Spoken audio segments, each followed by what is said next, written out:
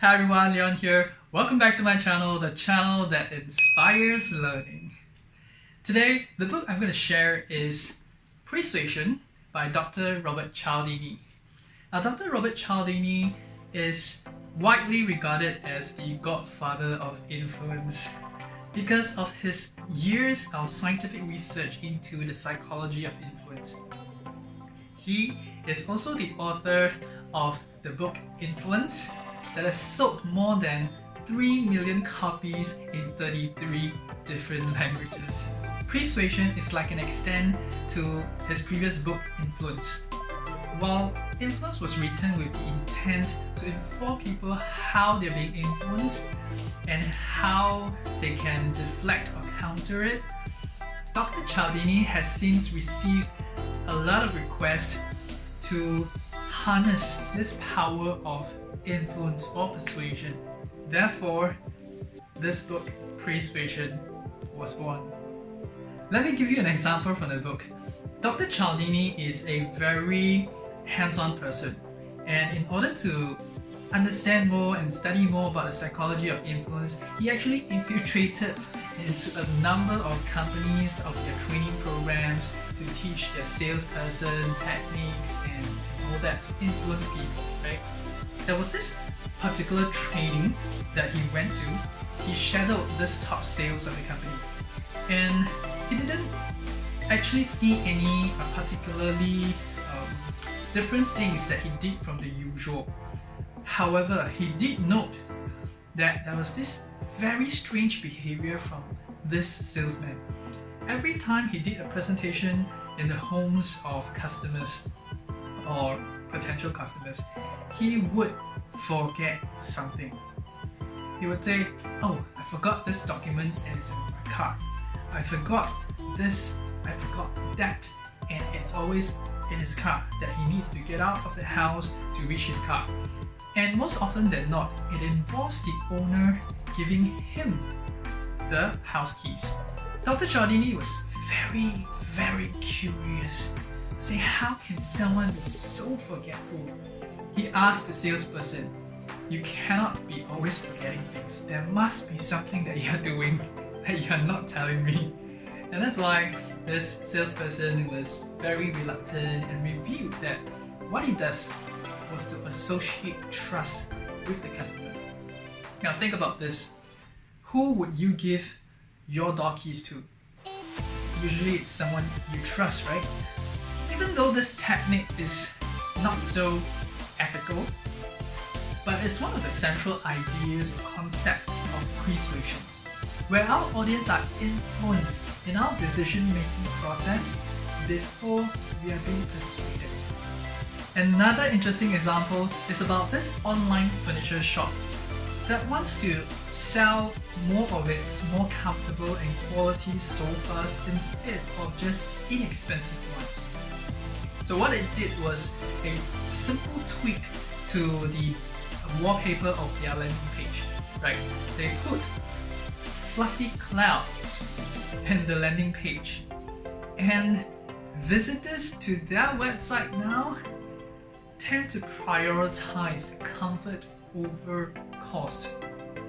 To test whether this is the actual effect that caused customers to change their prioritization, they directed another group of customers to a landing page that is full of coins. Now, these customers have suddenly prioritized cost instead of comfort.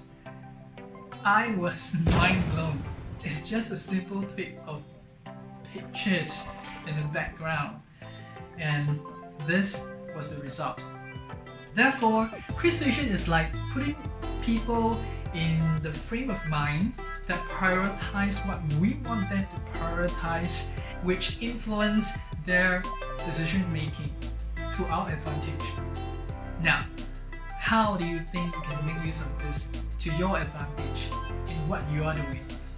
What I've mentioned earlier are just some examples of how our attention can be directed to what others want us to perceive as important. Now, there's another way that Dr. Cialdini has given us in the book called What's Focal is Causal. This is a phenomenon that whatever that we are focusing on is perceived as the cause. There's a simple example to illustrate this. For example, the conversation between two persons, say Jack and Jill, right? And the two persons observing, say me and you. I observe the conversation from behind Jill's back and I look at Jack in my line of sight. Whereas you are observing this conversation behind Jack's back and your Jill is in your line of sight.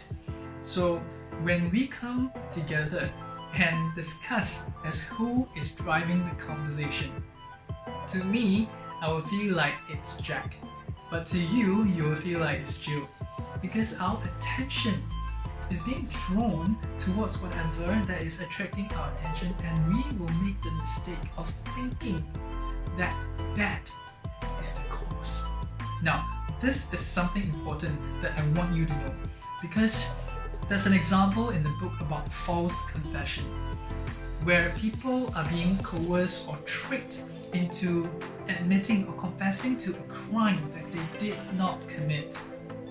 This was actually a problem, and this has led to legal commentators to recommend the interrogation of major crimes to be recorded through video, so that the jury, the prosecutors, as well as the judges can see for themselves if the interrogation was done appropriately. However, there is one issue.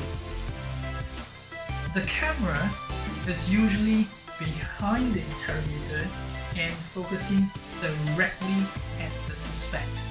If this video is viewed by others, and if the suspect is being tricked or coerced into making an incriminating statement, it doesn't matter if the trick has occurred, because now all the attention of the viewers are being drawn onto the suspect, and he will be viewed as the cause of that statement. Therefore, they will see that the confession came out from the suspect and is not through any trickery. Now, why I see this is important is because it has implications in our lives. So for example, if I touch wood, that you're being suspected for a crime and you're brought to the police station for interrogation, Dr. Cialdini suggests that you first look out for the camera and then you shift yourself away from the camera. Okay, do not make the camera face you directly, okay? And you can also choose to end the session and call a lawyer. If the police suspects you further, you can cite Dr. Cialdini's name. You say my name, and then say that you have read this book that says it will put you at a disadvantage if this interrogation is going to carry on. Wow!